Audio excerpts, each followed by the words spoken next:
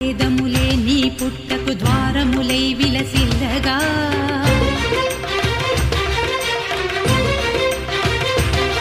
పదునాలుగు లోక నివాసులు నాగుల చరితికి నిన్నే కొలువగా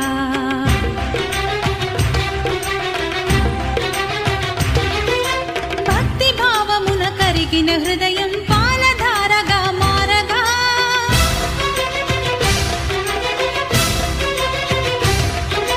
భక్తి భావమున కరిగిన హృదయం